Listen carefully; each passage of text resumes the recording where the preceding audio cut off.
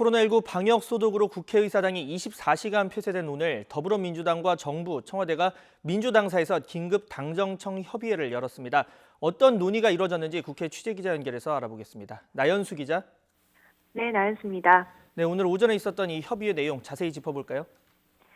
네, 오늘 회의에서는 크게 코로나19 방역 대응 상황과 향후 계획, 마스크 수급 안정과 경제 대응 방향, 다중집회 관리 방안 이렇게 세 가지 과제를 집중 논의했습니다.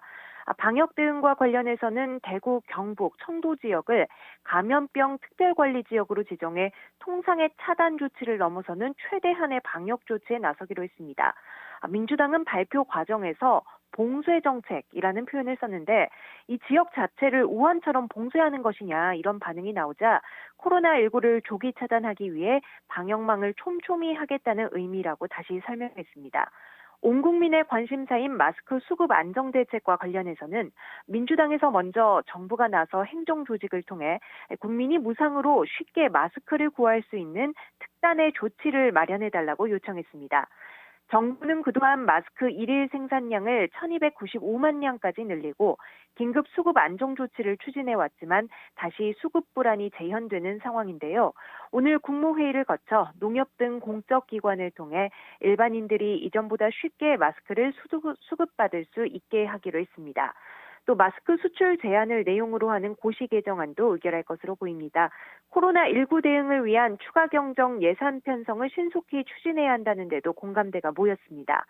홍남기 경제부총리는 추경을 기다릴 필요도 없이 일단 2조 원에 이르는 재해대책 예비비를 하루라도 빨리 지원하는 게 마땅하다는 입장이었고요.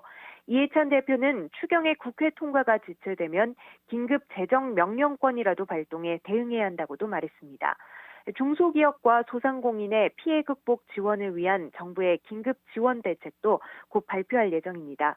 그리고 시민의 우려가 큰 다중집회와 관련해서는 좀 더 강력한 제재를 가하기로 했습니다.